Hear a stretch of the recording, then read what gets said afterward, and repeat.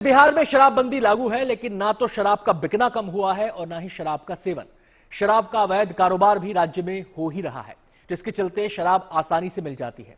हमारा तीसरा सवाल अब आपके सामने है और सवाल है, बिहार में कितनी कारगर है शराबबंदी? इस पर विस्तार से जानकारी दे रहे हैं हमारे संवाददाता सुजीत झा। जहरीली शराब से लगातार लोगों की मौतें हो रही हैं, क्योंकि जो शराब माफिया हैं वो लगातार इस काम में लगे हुए हैं, इस धंधे में लगे हुए हैं। और सरकार की तमाम कोशिशों के बावजूद सरकार ने पूर्णतः शराबबंदी लागू करने के लिए तमाम कोशिशें की, यहां तक कि अपनी पुलिस फोर्स को पूरी तरह से लगा दिया। जल से, थल से, आसमान से, ड्रोन से भी निगरानी की गई।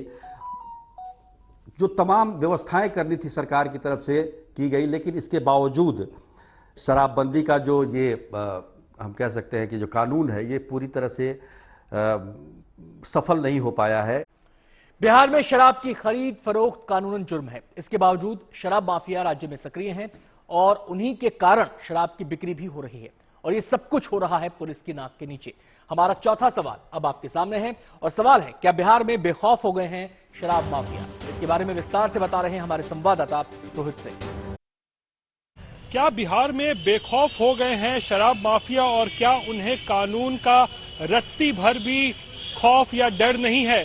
दरअसल इस तरीके के आरोप लग रहे हैं क्योंकि लगातार बिहार में जिस तरीके से शराब कांड हो रहा है और कई लोग अपनी जान गंवा रहे हैं, उससे ऐसा लगता है कि जो शराब माफिया अवैध रूप से जहरीली शराब के निर्माण और बेचने के काम में लगे हुए हैं, उन पर किसी प्रकार की कोई कार्रवाई नहीं हो रही है। और अब जो ताजा मामला छपरा में देखने को मिला है, यहां भी कई लोग इस बात का आरोप लगा रहे हैं कि जिस इलाके में ये घटना घटी है, इशुआपुर और मशरक, वहां आरोप लगा रहे हैं कि धड़ल्ले से पुलिस और प्रशासन की मिली भगत से शराब माफिया अवैध शराब का निर्माण कर रहे हैं और लोग इस शराब का सेवन कर रहे हैं, जिसके वजह से इस तरीके की घटना सामने आ रही है, जैसे कि इस बार छपरा में फिर से देखने को मिली है, जहां पर अब तक 20 लोगों ने जहरीली शराब के कारण अपनी जान गंवा दी है और तकरीबन 2 दर्जन से भी ज्यादा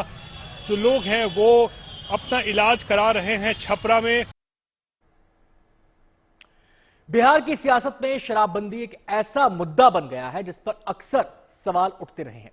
विरोधियों के लिए शराबबंदी नीतीश को घेरने का हथियार है, लेकिन अब तो नीतीश के सहयोगी भी शराबबंदी को लेकर अपनी ही सरकार पर उंगली उठाने लगे हैं। हमारा पांचवां सवाल अब आपके सामने है। हमारा सवाल है, शराबबंदी का मुद्दा नीतीश के लिए सियासी मुश्किल बन रहा है क्या? महागठबंधन के नेता ही शराबबंदी की आलोचना कर रहे हैं।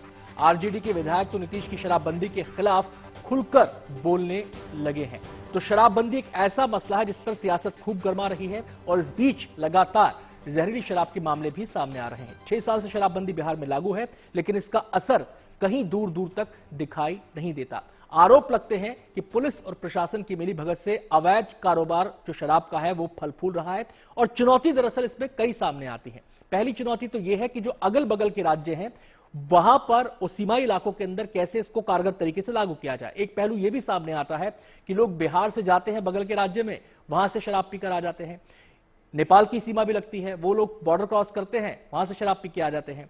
दूसरी जो बात शराबबंदी के बाद देखने को मिल रही है कि एक प्रकार से संगठित अपराध अवैध शराब के कारोबार का यहां पर देखने को मिल रहा है, जिसमें कई स्टेजेस हैं, नीचे से लेकर ऊपर तक कई लोग इसमें शामिल हैं, और ये तक आरोप लग रहे हैं कि मिलीभगत के कारण ये सब कुछ हो रहा है। और जो ताजा मामला छपरा से सामने आया है शराबबंदी जहरीली शराब पीने का, आपको बताएं कि उसमें अब तक मरने वालों की संख्या का जो आंकड़ा है वो 21 तक जा पहुंचा है। बहुत सारे लोगों का इलाज अभी भी छपरा के सदर अस्पताल में चल रहा है।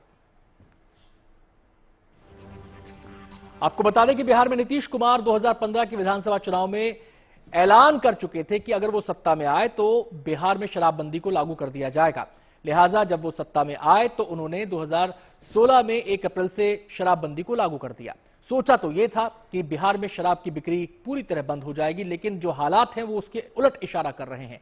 शराबबंदी लागू हुए बिहार में 6 साल से ज्यादा का वक्त हो गया है, लेकिन इस शराबबंदी का कोई खास फायदा बिहार को देखने को नहीं मिला है। एक तरफ तो अपराध बढ़ रहे हैं, संगठित व्यापार, अवैध शराब का जो है वो बढ़ रहा है, दूसरी तरफ राज्य सरकार को राजस्व का भारी नुकसान भी हो रहा है।